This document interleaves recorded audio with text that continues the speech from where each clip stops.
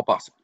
Alors, bienvenue au podcast du sport en Montérégie. On est rendu à l'épisode numéro 3, un épisode qui va être un petit peu différent des trois premières. Les trois premières discutaient beaucoup du sujet des Jeux du Québec. Évidemment, c'est le sujet qui, à Loisirs et Sport Montérégie, nous passionne énormément. Par contre, dans le sport, évidemment, oui, il y a les Jeux du Québec, mais il y a un autre aspect du milieu du sport qui est fascinant en réalité, là.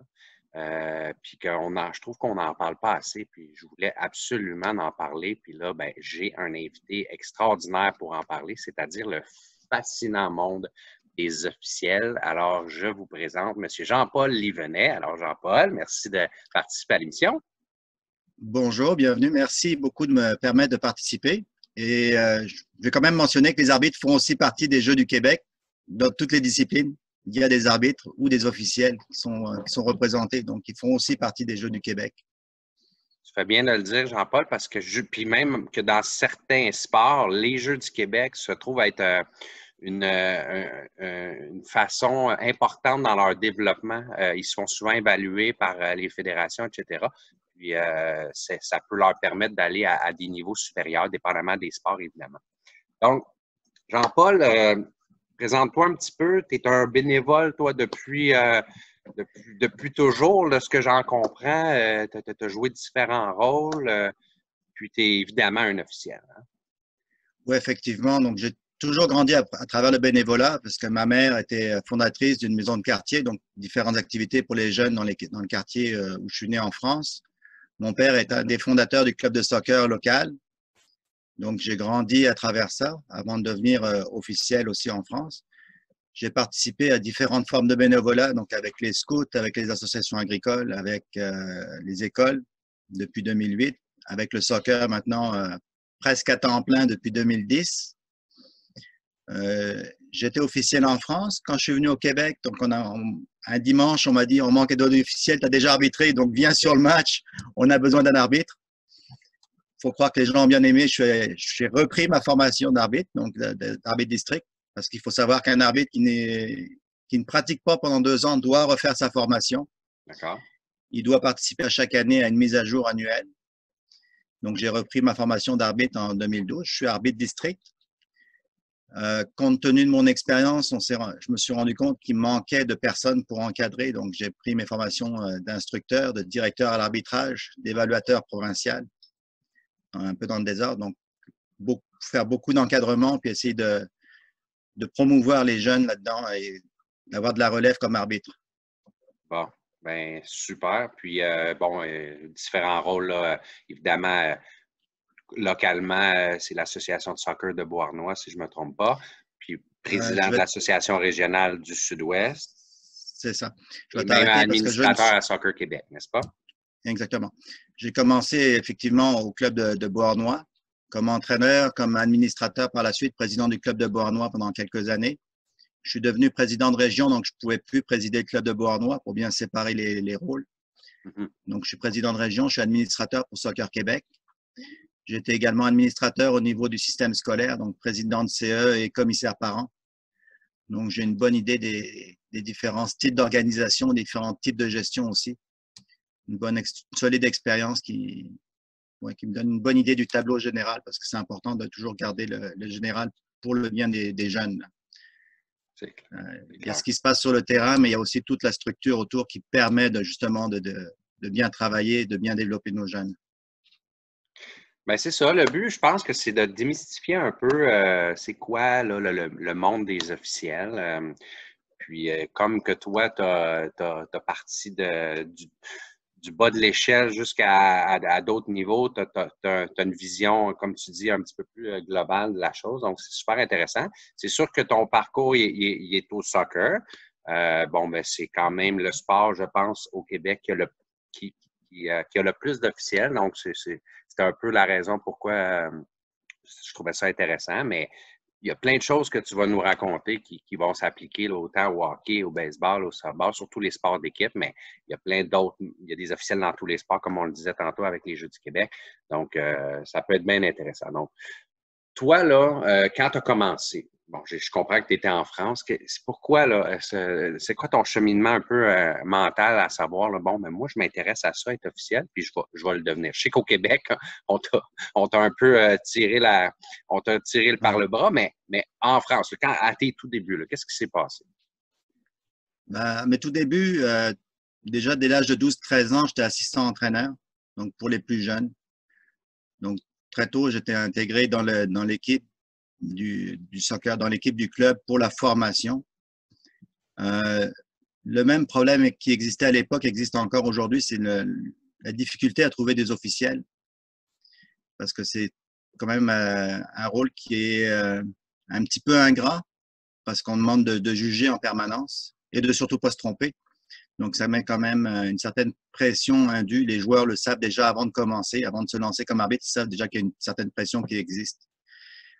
Donc, moi, j'étais intéressé parce que c'était aussi un petit moyen d'aller prendre de l'assurance, d'aller chercher une expérience différente, de mieux connaître les lois du jeu, de pouvoir aussi mieux encadrer mes joueurs. Donc, j'ai commencé, principalement, c'était pour ça. Ah, c'est Et nous, intéressant, ça. C'est un point de vue pour être un meilleur coach, dans le fond.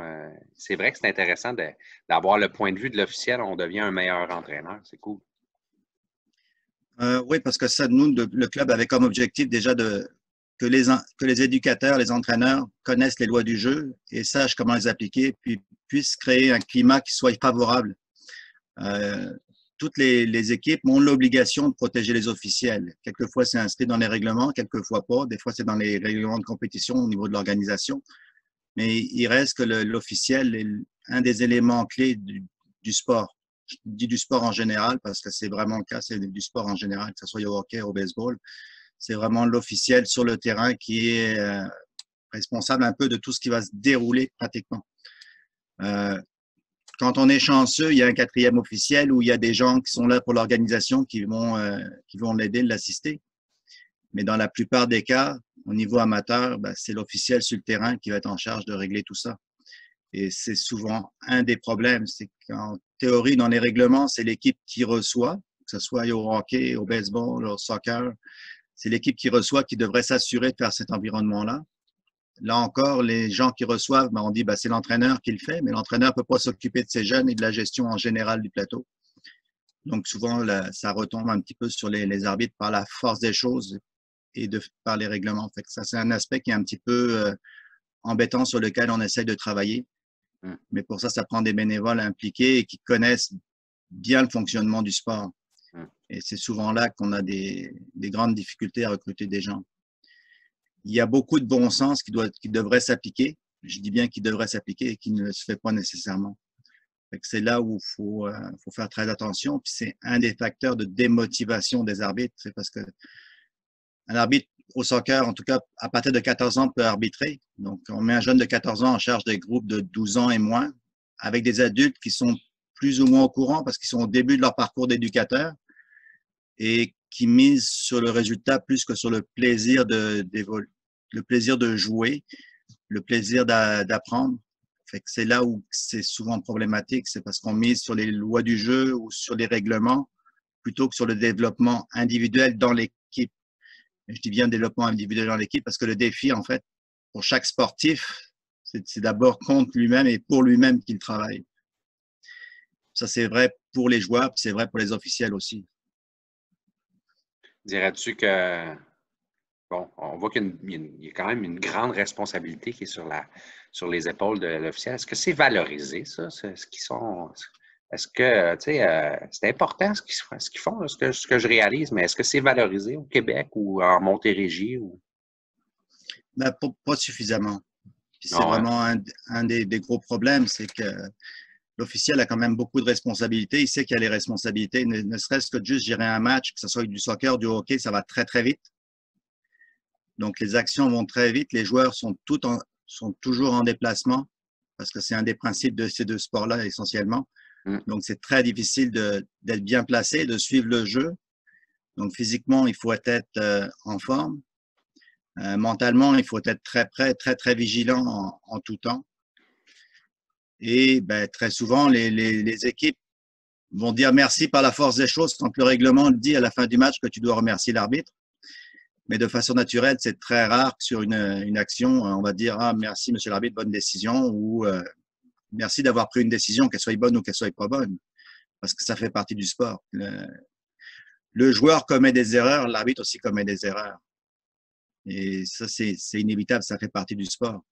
Ça fait partie de l'être humain, donc on ne peut pas exiger qu'il n'y ait pas d'erreur. Puis même on le voit maintenant avec les vidéos, que ce soit au soccer ou au hockey, on va changer l'angle de la caméra, puis on va prendre une décision différente. Puis on va regarder les images des fois 5, 6, 7 fois avec des angles différents pour finalement arriver à une décision. L'arbitre sur le terrain ou sur la glace, il y a une fraction de seconde pour prendre la décision. Que sa position soit bonne ou soit pas bonne. Donc, le jugement est facile dans ce cas-là. C'est pas mal plus facile derrière l'écran avec 6 ou 7 reprises de prendre la bonne décision, mais on se met dans la peau de l'officiel, c'est toute une affaire. Peut-être un petit message que je lancerais, moi, à n'importe qui fait du sport et qui fait de la compétition, ou même les entraîneurs qui s'occupent des gens, minimalement aller dire merci aux officiels qui s'occupent de vos matchs ou de vos tournois. C'est la moindre des choses. Oui, effectivement. Puis ce qu'on se rend compte, c'est que la journée où on manque d'officiels, ils sont les premiers à dénoncer. Ah, mais là, tu n'as pas d'arbitre à me fournir. Attends un peu, c'est parce que les arbitres proviennent des joueurs la plupart du temps, proviennent des jeunes. Si toi, tu ne donnes pas le goût à tes jeunes sur le terrain de devenir arbitre ou au moins de connaître les lois du jeu puis de laisser les arbitres faire leur travail, c'est impossible de garder des arbitres. Est-ce qu'on a un petit peu l'impression que la plupart des officiels sont rémunérés là, pour faire ça? C'est assez rare les officiels bénévoles, à ma connaissance, mais donc, vu qu'ils sont payés, dans le fond, on exige la perfection, puis ils n'ont pas de merci parce qu'ils sont payés, dans le fond. C'est un peu ça qui se passe dans la tête des gens, inconsciemment ou consciemment? Dans la tête des gens, je dirais que oui. Quand on relativise, admettons que je vais prendre mon expérience. Je suis un arbitre majeur, adulte. Pour arbitrer un match senior, maximum, ça va me donner $52, plus quelquefois le déplacement. Si je me déplace à plus qu'une demi-heure de chez nous, ça va me donner peut-être $10. Maximum, ça va me donner $62 par match senior. Un match senior, c'est 2h30 à 3h de présence sur le terrain, plus les rapports à faire ensuite et le transport. Donc, on figure à peu près en moyenne 3h45 à 4h. Faites le calcul, c'est moins que le salaire minimum. Pour se faire crier après, ce n'est pas nécessairement un salaire comme tel. Ce qu'il faut savoir aussi, c'est que la plupart des arbitres sont jeunes. Donc, la moyenne d'âge, je pense qu'elle doit être autour de 17-18 ans. Il y a peu d'arbitres qui ont autour de 25 ans et qui seraient pourtant l'âge idéal. À ça, il y a plusieurs raisons. Effectivement, l'intimidation, le fait d'être sous pression tout le temps pour un salaire de misère, parce qu'on va se le dire, là, j'ai donné l'exemple le plus élevé. Pour un match U16, c'est $44 que ça donne. Puis c'est 40 minutes de jeu, 2 fois 40 minutes de jeu, plus les inspections avant le terrain, plus remplir les feuilles de match, etc. Donc, c'est pas nécessairement le salaire qui est là.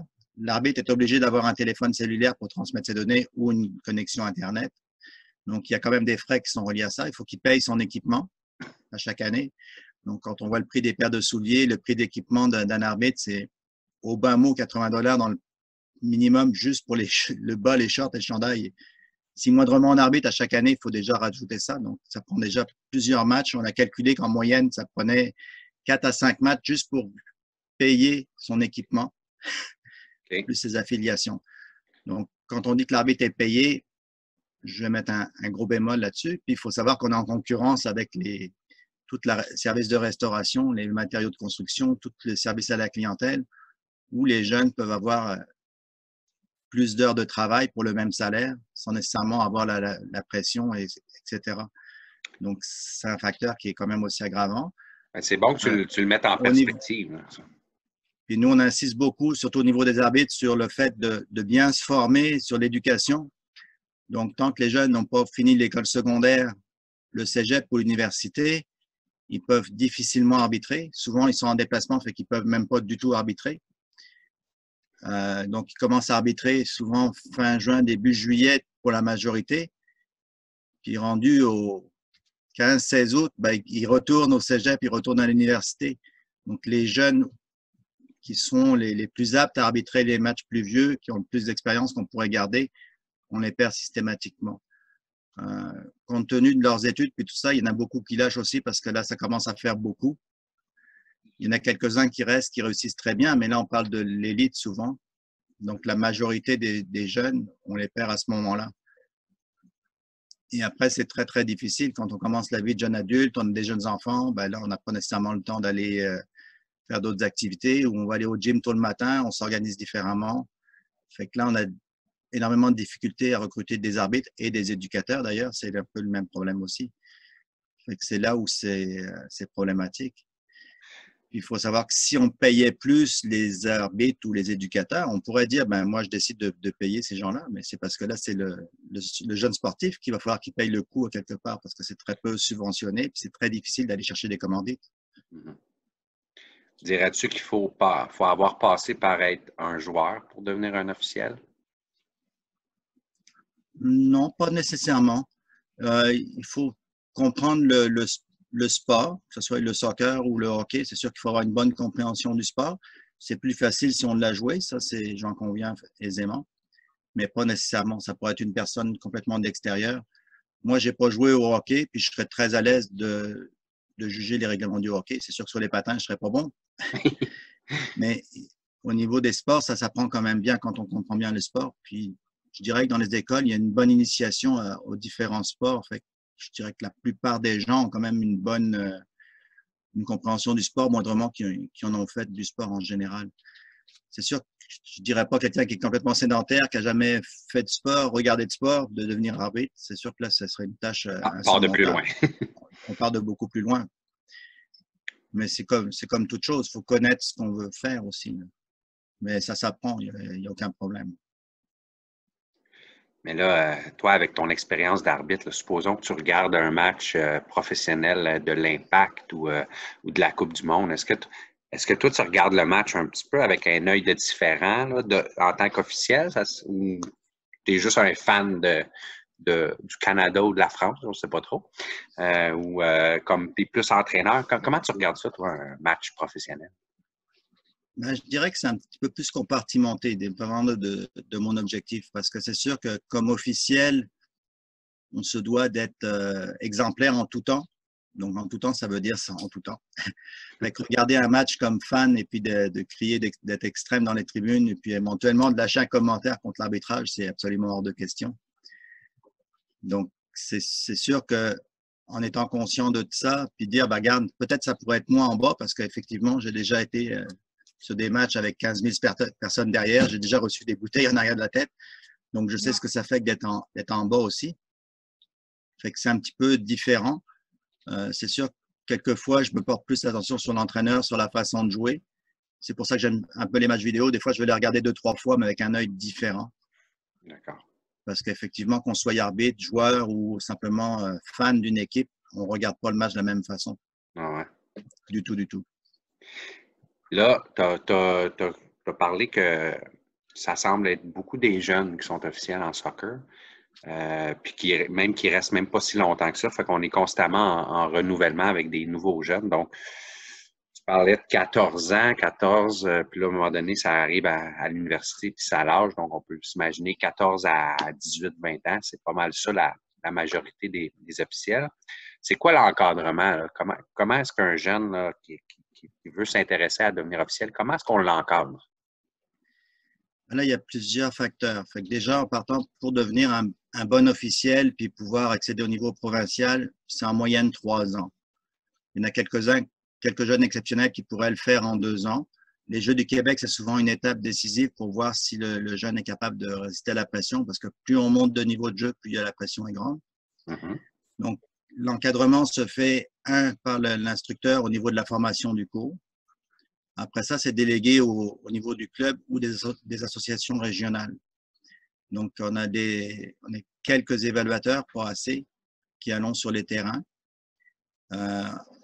On est aussi au niveau du soccer, on a des directeurs à l'arbitrage qui s'occupent spécifiquement de l'encadrement des jeunes. Est-ce qu'il y a des directeurs comme ça dans tous les clubs ou c'est par région? Comment ça fonctionne? Ben, pour la région sud-ouest, maintenant, on est 2. OK. J'étais Pour toute la quelques région. années tout seul pour toute la région. On est 2 OK. directeurs à l'arbitrage, Oh là là. formés de la région, issus de la région. Donc, moi qui suis dans les très vieux, et puis, puis ma relève, donc Audrey, là maintenant, qui vient de finir ses cours à l'université, qui est dans les plus jeunes. Ah, super. La relève, c'est bien. Oui, de la relève, oui, mais ça en prend beaucoup. Et puis, le problème, en ayant des très jeunes arbitres, la difficulté de faire de l'encadrement, c'est qu'il faut que l'encadrement soit adéquat.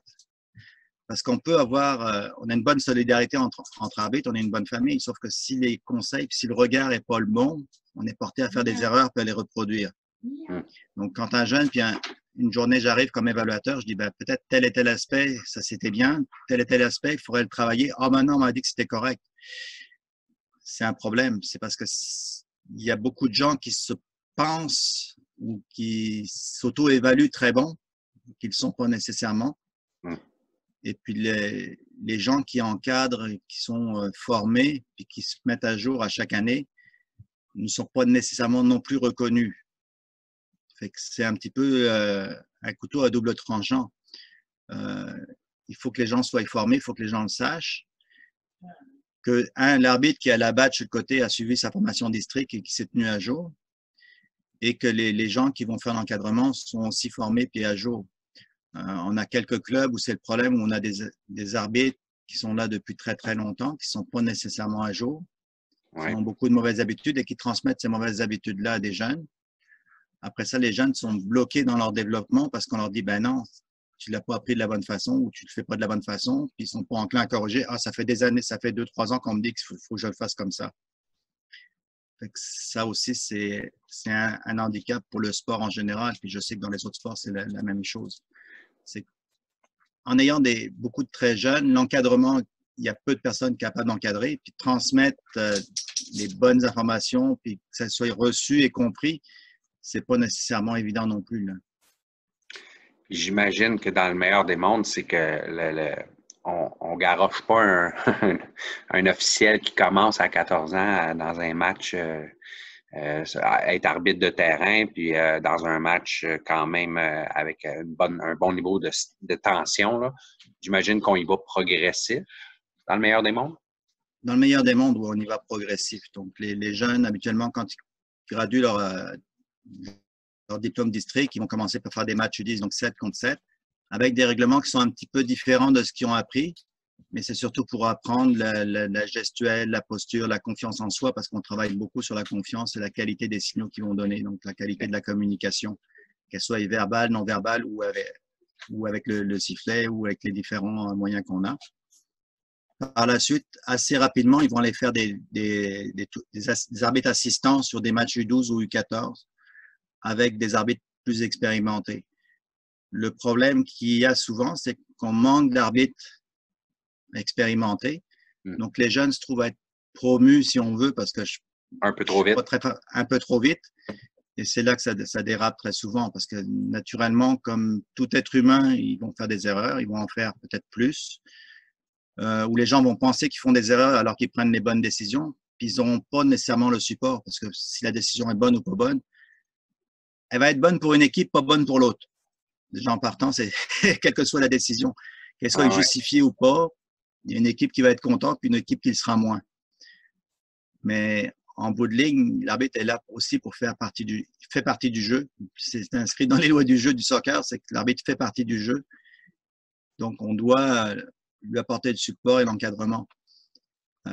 Souvent, je dirais que si les éducateurs en général, puis si les joueurs faisaient juste jouer, se concentraient sur ce que eux, la partie qu'ils ont à faire, puis arrêtaient de rejeter les fautes sur les arbitres, parce que ça arrive énormément fréquemment où le joueur va manquer son coup puis va accuser l'arbitre parce que l'adversaire l'a touché, mais l'adversaire peut jouer le ballon aussi, il est là pour ça aussi. Fait que ça crée des conflits qui n'ont pas lieu d'être. L'excuse facile, c'est la faute de l'arbitre. J'ai manqué mon but parce qu'il a appelé un hors-jeu qui n'était pas hors-jeu ou t'as pas vu, il m'a fait un croc en jambe, etc., etc. Et toutes les excuses sont bonnes pour justifier ton échec. Et pour pas te dire, techniquement, j'étais un peu faible, puis peut-être j'aurais dû faire la passe à ce moment-là ou j'aurais dû faire la passe avant. Si je jouais correctement au soccer ou au hockey, j'aurais presque pas de contact avec l'adversaire parce que le palais serait déjà rendu au but. c'est un petit peu ça aussi la philosophie. Puis les éducateurs insistent peut-être pas suffisamment sur cet aspect-là, à mon avis. C'est que si le jeu était bien joué, il y aurait peu de contact. Si on regarde les joueurs de soccer professionnels, il y a très peu de contact entre eux. Il y en a, oui, mais il y en a quand même très peu. Le ballon circule très librement. Ils vont beaucoup de patience sur l'adversaire. Ils vont pas se jeter. Ils vont pas chercher à faire des fautes. Donc, ça fait une grande différence. Au niveau amateur, on travaille peut-être pas assez sur ces aspects-là. Puis, c'est sûr que ça demande plus de travail, plus de maîtrise technique. C'est un petit peu la même chose pour le hockey. Quand on regarde le hockey aux Jeux olympiques où les contacts sont très limités, je trouve ça beau à regarder. Le hockey de la Ligue nationale où il y a beaucoup de contacts, ben, c'est un petit peu moins agréable. C'est sûr qu'il y a plus de bagarres, fait que ça crée un plaisir autre, mais c'est pas nécessairement l'objectif du sport, là. Non, Et pour les jeunes, je pense pas que ça soit favorable. non, absolument pas. Le professionnel est là pour se donner en spectacle à quelque part, mais alors que le sport amateur sont là pour le dépassement et le développement du sport en tant que tel. Donc, un jeune qui a 14, 15, 16 ans, supposons, il commence à s'intéresser peut-être. Il se questionne à savoir s'il aimerait ça être arbitre. Tu lui dis quoi à ce jeune-là là, qui hésite, qui se questionne? Ben, déjà, en partant, ce qu'il faut bien qu'ils prennent conscience, c'est que c'est sa première expérience de travail, parce que ça sera un travail. Donc, il va apprendre, il va travailler, il va se développer de la même chose que s'il faisait un travail ailleurs. C'est peut-être à 14 ans une des seules opportunités qu'il va pouvoir avoir de travailler parce que au niveau de l'emploi, c'est très limité jusqu'à 16 ans. C'est sûr qu'au niveau de son expérience, sur un CV, déjà en partant, ça fait très bien. Moi, j'étais arbitre pendant X nombre d'années. Ça donne une référence. Ouais. Puis, j'hésite pas à dire à mes arbitres, regarde, si tu le veux, je peux te donner une référence. C'est sûr que si l'arbitre ne fait pas le travail comme il faut, il n'écoute pas les consignes ou prend ça un peu trop à la légère, on ne donne pas de référence. Mais un jeune qui veut vraiment, ça donne des très solides références parce que ça demande des qualités humaines qui sont, je dirais pas hors normes, là, mais un peu plus élaborées. Oui. Ben oui, message aux employeurs, là. Quand vous voyez un jeune qui applique et qui a de l'expérience comme officiel, vous pouvez déjà avoir, vous pouvez allumer que c'est probablement un jeune dégourdi qui a du leadership et qui est capable de prendre des responsabilités, en tout cas. Ouais. Exactement. Puis, ben, si on pouvait passer le message aux employeurs aussi, d'essayer de libérer les jeunes pour qu'ils puissent aussi continuer à arbitrer parce qu'ils vont continuer à évoluer là-dedans aussi. Parce qu'on est en concurrence, mais c'est au détriment des jeunes. On est en concurrence, je parle au niveau du salaire, au niveau des revenus, au niveau des disponibilités, parce que souvent les heures que les jeunes vont avoir sont en même temps que là où ils pourraient soit jouer, soit faire du sport ou arbitrer.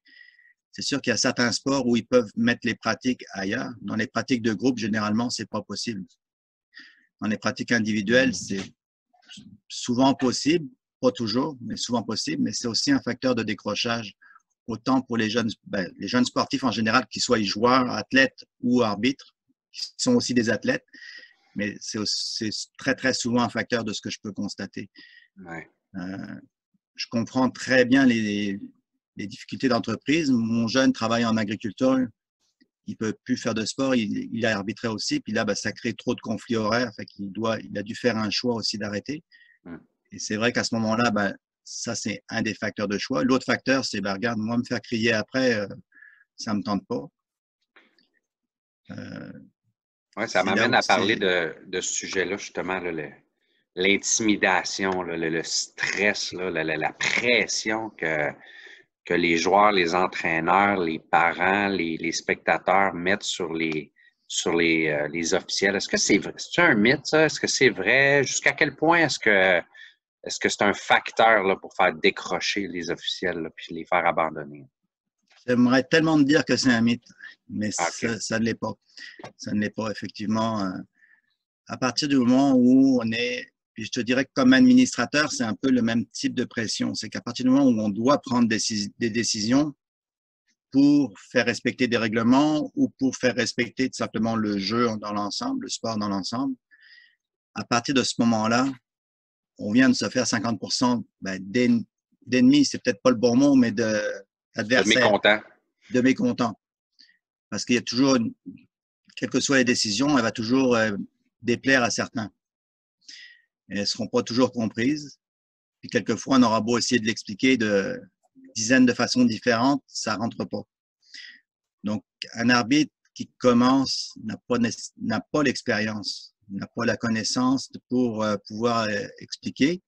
Et de plus, il n'a pas à justifier ses décisions. En aucun temps, il peut justifier ses décisions. Même quand on fait des évaluations d'arbitre, on ne lui demande pas de dire ben, « reviens sur ta décision, tu t'es trompé ». On lui dit « qu'est-ce qui t'a amené à cette décision-là? Est-ce que tu penses que c'est la bonne décision ?» Et souvent, en posant différentes questions, on amène l'arbitre à réfléchir, à se dire ben, ah, effectivement, je n'ai pas pris la bonne décision. Mais on ne peut pas remettre en cause sa décision. Elle est prise, le jeu a continué, on ne peut pas revenir. La même chose, si on le voit se planter sur le terrain, ça arrive, des fois, l'arbitre va faire une erreur monumentale. Je suis là sur le bord du terrain comme quatrième officiel ou comme évaluateur. Je ne peux pas intervenir sur le terrain, je ne peux pas lui dire hey, tu te trompes, mon ami. On laisse la décision et par la suite, on revient, on lui pose des questions, on essaye de l'emmener à comprendre les différents règlements. Mais c'est une approche qu'on peut faire au niveau de l'arbitre. Mais l'arbitre, lui, ne peut pas faire ça avec les spectateurs et encore moins avec les éducateurs. Parce que déjà, les éducateurs, la plupart du temps, pensent qu'ils savent. Donc, ils vont amener des arguments, ils vont biaiser un petit peu les questions, ce qui fait que l'arbitre va se sentir coincé. Puis ça, pour un jeune, c'est absolument épouvantable. Parce qu'il va sentir dévalorisé, dire ben, j'ai pris la mauvaise décision, je me suis trompé. Peut-être que tu t'es trompé. Peut-être que c'est l'éducateur qui se trompe. En tout état de cause, ni l'arbitre lui-même, ni l'éducateur n'ont l'expérience et la connaissance pour pouvoir juger ce qui a été fait. De plus, dans la majorité des événements sportifs, il n'y a pas de vidéo. Donc, on ne peut pas revisionner, l'arbitre ne peut pas se revisionner et dire ah, mince, qu'est-ce que j'ai fait là, moi? Il ne peut pas le revoir. Tout ce qu'il va voir, c'est son souvenir, qui est bon ou pas bon, qui va, de toute façon va être déformé. Ah oui. C'est un des avantages des Jeux du Québec, c'est que quand on forme nos arbitres, ben, tout est filmé. Oui. Donc, on peut faire des feedbacks après, ben, des retours sur le jeu, plutôt en français, avec nos arbitres, puis dire, ben, regarde, à tel moment, est-ce que tu aurais pu te placer différemment? Est-ce que ta décision aurait été différente si tu avais été placé différemment? Est-ce que l'altercation qui a eu lieu aurait eu lieu si tu avais sifflé la faute un petit peu avant? Est-ce que tu pouvais le faire? C'est toutes des questions qu'on peut poser qui permettent de cheminer, qui permettent aussi aux jeunes de maturer. Ça permet aussi aux plus vieux arbitres de s'auto-évaluer parce que la même chose, c'est pas parce qu'on est vieux, qu'on a beaucoup d'expérience, qu'on fait pas des erreurs, on en fait des erreurs. Elles vont souvent être plus subtiles, différentes. Dans le cours du jeu, c'est inévitable qu'il y a des décisions qu'on va prendre qui seront pas nécessairement en lien avec les lois du jeu, mais qui vont être pour que le jeu puisse se développer. C'est ça aussi qu'il faut comprendre, c'est que l'arbitre doit porter un jugement sur la qualité du jeu, la qualité des contacts. Il y a des fois des chutes spectaculaires, il n'y a absolument aucune faute. Mais c'est spectaculaire, fait que là, tout le monde va crier au meurtre. Et c'est là souvent où c'est aussi délicat et difficile pour les arbitres, c'est qu'il faut tenir compte de ça. Il faut tenir compte de la faute et de l'impact de la faute sur le jeu ou de la non-faute sur le jeu. Est-ce que le joueur s'est blessé? Ça peut être un contact accidentel, il n'y a pas de faute, mais le joueur s'est blessé gravement, ben là, on va arrêter. Ah, mais tu as sifflé tout à l'heure pour arrêter le jeu parce qu'il était blessé. Là, il fait une chute incroyable. Tu ne siffles pas la faute. Peut-être qu'il n'y avait pas de faute, ni dans un cas, ni dans l'autre. Sauf qu'en considérant que le joueur s'est blessé, ben, on va faire en sorte que le joueur, on puisse le soigner. Si c'est une blessure mineure, on n'est pas obligé d'arrêter le jeu tout de suite. Si c'est une blessure majeure, ben, on devrait arrêter le jeu tout de suite. Prendre toutes ces décisions-là en une fraction de seconde, c'est beaucoup pour n'importe quelle personne, c'est quand même beaucoup. Prendre la bonne décision, à ce moment-là, c'est difficile. C'est jamais facile. On peut s'imaginer que… Oui, vas-y. C'est quand on reproche des fois aux jeunes de ne pas avoir pris la décision ou d'avoir sifflé une faute ou une autre, ben, le jeune, il va dire, il ne pourra pas justifier, il va sentir la pression pour lui parce qu'il sait qu'il n'y a pas eu nécessairement une faute, mais le joueur a été blessé, il y a plusieurs considérants qu'il va tenir compte. Des fois, sans le savoir, il va en tenir compte. Mais de là, pouvoir le justifier après, c'est autre chose. C'est bien d'en parler. Je suis content d'en parler avec toi parce que si on ne l'a pas vécu, on ne le sait pas, puis on est de notre œil extérieur, puis on se fait une idée de la chose. Fait que c'est le fun d'entendre un peu la perspective de quelqu'un qui a vécu tous les niveaux puis qui en a vu beaucoup, beaucoup. Puis c'est un beau défi, ça, pour les officiels d'évoluer là-dedans. Là. C'est pas si simple, mais ça peut être extrême. Ben, tout comme jouer dans son sport puis devenir meilleur, c'est pas simple non plus, mais c'est très gratifiant de monter. Alors, si ça peut se faire dans un environnement qui est positif, je pense que ça peut être une avenue extraordinaire de rester dans un sport qui nous passionne, puis d'aller dans un cheminement un petit peu à côté que celui de joueur. Mais ça peut être là bien, bien, bien valorisant. Puis, ça m'amène un petit peu à une petite conclusion, je dirais. Les associations, les bénévoles, on travaille très fort au niveau des joueurs, là, au niveau des athlètes. On veut les recruter, on travaille très fort pour eux, leur donner les meilleures conditions d'entraînement. On veut qu'ils se développent. On veut que les athlètes s'améliorent. Ils font plein d'erreurs dans le processus. On leur permet les erreurs parce qu'on le sait que c'est parce qu'ils sont en train de devenir meilleurs. Quand il y a un jeune qui lâche un sport, ben, c'est une catastrophe. Là, on pense comme ça. Si on changeait le mot joueur pour le mot officiel dans notre mentalité, puis que si on permettait l'erreur, puis qu'on comprenait que l'officiel, il est là pour se développer, hein, tu disais aux Jeux du Québec, ils sont encore en train d'apprendre, ils sont là, dans une compétition d'envergure, ils sont encore en processus d'apprentissage. Puis quand un officiel lâche, pourquoi on n'en fait pas que c'est une catastrophe? Ça devrait être la même chose. J'aimerais ça t'entendre là-dessus en conclusion. En conclusion, l'officiel, quel que soit son niveau, va continuer à apprendre. Que ce soit un arbitre FIFA ou il y a des formations qui sont régulières, il doit se tenir au fait des lois du jeu, travaille beaucoup sur des vidéos pour voir différentes situations de match, pour se préparer à peu près à toutes les situations de match, ce qui est totalement impossible parce que chaque match est différent. On pourrait prendre les matchs des 30 dernières années, puis il n'y en aura pas un identique, il n'y aura pas la même faute qui va se reproduire. Certains facteurs, oui, mais en général, ça ne se reproduira pas. Il doit physiquement être en forme aussi. Et puis, on doit surtout lui permettre d'avoir un climat serein pour pouvoir évoluer. Parce que, je vais prendre un exemple, on parle des joueurs. Un exemple sur un match qui se reproduit un peu trop souvent, le joueur va venir contester pour une faute qui n'a pas eu lieu ou qui pense avoir eu lieu ou il s'estime victime d'injustice, va venir contester auprès de l'arbitre. Ben moi, je lui dis merci, tu viens d'attirer mon attention sur toi. Donc, ça veut dire que tu n'as plus aucune marge de manœuvre. À la moindre petite faute, je vais l'appeler parce que tu viens de me le demander. Est-ce que c'est bon pour l'ensemble du jeu? Des fois oui, des fois non. Mais ce qu'il faut que le joueur comprenne, c'est que lui, il est là pour jouer. Il n'est pas là pour juger le travail de l'arbitre. Et pour avoir été joueur, quand je joue, je ne m'occupe pas du travail de l'arbitre parce que j'ai déjà assez à faire pour ça. Puis si je suis spectateur, mon rôle de spectateur, c'est de supporter mon équipe. Donc, si je supporte mon équipe, je vais l'encourager positivement. Je vais encourager mon jeune, je vais encourager son équipe de façon positive. Est-ce que j'ai l'objectivité nécessaire pour juger le travail de l'arbitre? Absolument pas. Est-ce que c'est utile pour mon enfant qui est sur le terrain que je crie après l'arbitre? Non, parce que je détourne son attention. Au lieu de porter son attention sur le jeu et sur sa progression, il va porter l'attention sur le travail de l'officiel. Et on s'entend que là, il est vraiment pas placé pour pouvoir juger le travail de l'officiel. La plupart du temps, il connaît même pas les règlements, il est en apprentissage lui aussi. Donc, ça marche pas. Un joueur professionnel va fixer son attention sur son jeu, sur ses coéquipiers, sur la façon de jouer de l'adversaire. Est-ce que mentalement, il est capable de juger le travail de l'arbitre? Certainement pas. Est-ce qu'il va avoir un parti pris parce qu'on a fait une faute sur lui? Ben, oui, nécessairement, on a fait une faute sur lui. Ou pas de faute. Ou il y a eu une faute, l'arbitre a donné un avantage, son équipe a marqué un but. Ben, curieusement, sa faute n'est plus devenue importante. Fait que c'est un petit peu tout ça qu'il faut faire attention, c'est de créer un climat positif autant pour les athlètes joueurs que pour les athlètes arbitres. Parce qu'un arbitre, c'est aussi un athlète, c'est au même titre qu'un joueur. Si vous regardez le nombre de kilomètres que court un arbitre par rapport à un joueur, en général, il va faire proche du double sur le même match. Ah ouais, hein?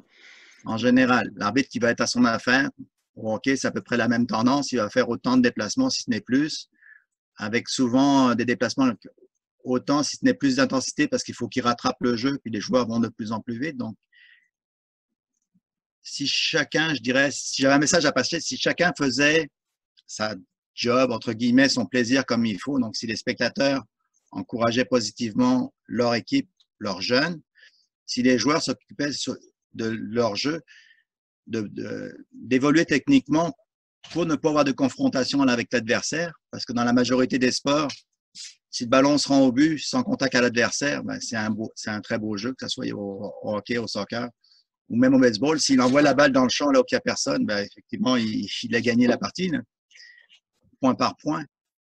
Mais c'est un petit peu ça. Puis si les gens, les éducateurs sur les bancs s'occupaient de gérer les bancs comme ils devraient le faire, d'aider leurs jeunes au mieux possible, de ne pas accentuer l'erreur, mais de dire, regarde, tu as fait tel geste à tel moment, est-ce que tu aurais pu le faire autrement? Est-ce qu'en changeant ton appui, en changeant ta position, est-ce que tu aurais pu jouer le ballon de la meilleure façon? Est-ce que tu aurais pu faire un meilleur lancer? C'est ça le rôle de l'éducateur. Si le jeune a le plaisir à jouer, parce qu'il est là pour ça, pour le plaisir de jouer, il va revenir. Si à chaque match, l'éducateur crie après l'arbitre, moi, comme jeune, là, je ne suis pas intéressé d'entendre quelqu'un crier à côté de moi. Là. Sauf si c'est pour m'encourager. Je ne suis pas intéressé à entendre quelqu'un crier après un autre. Parce que peut-être que le jeune au milieu, là, c'est peut-être l'ami de mon frère. C'est peut-être mon frère. Ça arrive, malheureusement, ça arrive. Ça ne devrait pas, là, mais souvent les officiels sont des frères et sœurs. Ou, sur l'autre match, peut-être ça va être l'arbitre assistant, parce qu'on en manque. Donc, nécessairement, il va se retrouver dans des positions comme ça. Est-ce que le jeune, là-bas, c'est peut-être son ami à l'école, il se croise à l'école? Est-ce que je vais avoir le goût de revoir mon ami après? Je lui ai crié après toute la fin de semaine.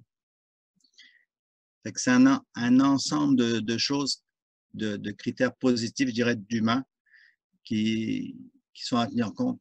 Puis d'ailleurs, à ce sujet-là, au niveau du soccer, il y a la formation respect et sport qui va devenir obligatoire pour tous les éducateurs et administrateurs pour essayer d'inculquer un petit peu cette façon de faire, de voir là, pour que les jeunes aient le goût de rester, puis qu'ils aient le goût de trouver une solution. Parce qu'un officiel qui lâche, si on lui offrait une solution, si au lieu de travailler 25-30 heures au McDonald's, on disait, bah, regarde, le jeudi soir, moi j'arbitre des matchs de soccer, le jeudi et le dimanche, est-ce que tu peux me libérer ces journées-là pour que je puisse aller arbitrer mon match de soccer? Ou aller jouer au soccer. Parce qu'il y a beaucoup de jeunes qui lâchent le sport, le soccer, en particulier l'été. Je dis soccer parce que le baseball, c'est la même chose, c'est des sports d'été, un petit peu plus. Donc, c'est un peu plus difficile. Les jeunes travaillent, puis ils travaillent dans ces heures-là. Mais si on pouvait juste trouver un arrangement comme ça, ben, déjà là, au niveau des jeunes, ils resteraient intéressés au sport en général, à l'arbitrage ou comme athlète. Mais on n'a pas ces facilités-là. Puis malheureusement, il y a peu d'employeurs qui sont ouverts à ça. Puis je pense aussi que le jeune ne va pas le demander à son employeur. Il ne va pas le demander. Il va arriver, il va dire, regarde dans mon CV. Ah, mais il va dire, regarde, tu travailles tel jour, tel jour, tel jour. OK, oui, monsieur, je vais être là. C'est sûr. Et même là encore, quand on discute avec les employeurs, ben, souvent, ils ont des questions d'assiduité, de sérieux, de rigueur au travail qu'ils n'ont pas. Mais peut-être qu'on ne donne pas ces conditions-là non plus. Là. Le monde change, le sport évolue, la société en général évolue aussi. Puis on parle beaucoup de télétravail, d'accommodement travail-famille, mais pour les jeunes, on ne leur offre pas cette possibilité-là. Je serais curieux de voir un peu l'impact que ça a sur les jeunes adultes en devenir, là, ou après, en arrivant comme adultes, comme parents, ben, ils vont se retrouver avec des situations similaires. Puis il n'y aura pas nécessairement les accommodements, ou ils vont prendre les accommodements ou forcer les accommodements. Mais un jeune de 16-17 ans ne va pas dire à son employeur, ben, moi j'aimerais ça avoir telle journée libre. L'employeur va dire, non, non, regarde, c'est comme ça, c'est comme ça. Est-ce que ça nuit à l'entreprise? Probablement, je dirais probablement. Est-ce que ça nuit à l'individu? Certainement. Fait que c'est un petit peu tout ça. C'est sûr que c'est un ensemble de choses. Et puis, ben, je pense qu'il faut travailler la collectivité ensemble pour favoriser nos jeunes, parce que c'est notre relève. Il ne faut pas se leurrer. Oui. Moi, je ne fais plus partie de la relève. Non. Ben, on salue Audrey, hein, on a appris que tu as une certaine relève au niveau de l'Association de soccer du Sud-Ouest. Aujourd'hui, on a lancé beaucoup de beaux messages, des messages aux entraîneurs, aux parents, aux spectateurs, aux joueurs. On s'adresse aux jeunes officiels, on s'est adressé aux administrateurs du sport là, dans les clubs. On s'est même adressé aux employeurs. Donc, je pense que le monde des officiels, il faut s'en occuper. Il faut que tout le monde joue son rôle. Puis, comme tu dis, tout le monde fait sa job, comme tu l'as dit. Puis, je pense que c'est un peu ça la conclusion. Puis, valorisons plus les officiels. Puis, je pense que le sport va être en meilleure santé. Alors, Jean-Paul, je te remercie énormément. On entend beaucoup de passion dans ta façon de t'exprimer là-dessus, même si tu t'exprimes qu'il y a des défis, mais quand même, je sens que tu essaies de trouver des solutions, puis tu restes positif puis, et passionné. Alors, je salue tout le travail que tu as fait, puis merci beaucoup pour d'avoir participé au podcast du sport en Montérégie. Merci, Jasmin. Et puis, de ne pas hésiter à nous contacter si vous avez des questions, si vous voulez participer à la solution, soit comme jeune officiel, soit comme administrateur, soit comme employeur. Si vous voulez participer à la solution, ben, appelez-nous. Nos on est là, sont on travaille directement ensemble. Super. Bon, ben, je te salue. Merci. Au plaisir, Jasmin. OK, bye.